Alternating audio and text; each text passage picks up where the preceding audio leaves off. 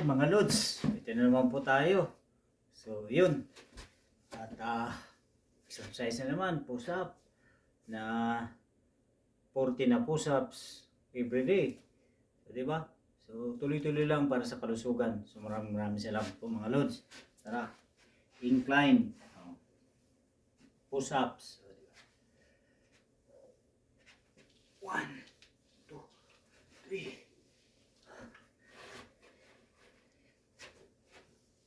4, 5, 6, 7, 8, 9, 10, 11, 12, 13, 14, 15, 16, 17, 18, 19, 20, 21, 22, 23, 24, 25, 6, 7, 8, 9, 30, 31, 32, 3, 4, 5, 6, 7, 8, 9, 40. So yun mga Lods, 40 na push-ups everyday. So gaya ng sabi ko, ugaliin pong mag-ehersisyo everyday. At maganda po ito sa kalusugan natin.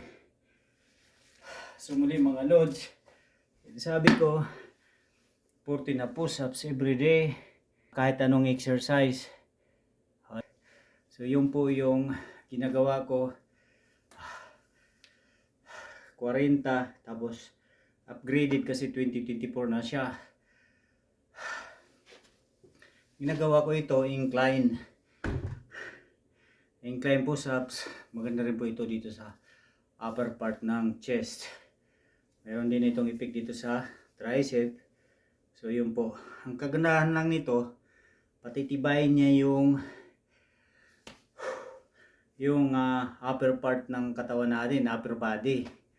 So kaya ang gagawin nyo, huwag nyo kalimutan, natirahin din yung lower part, yung legs, at saka yung dito sa calves. So, kasi bad up balance sila. So yun ang gagawin ninyo.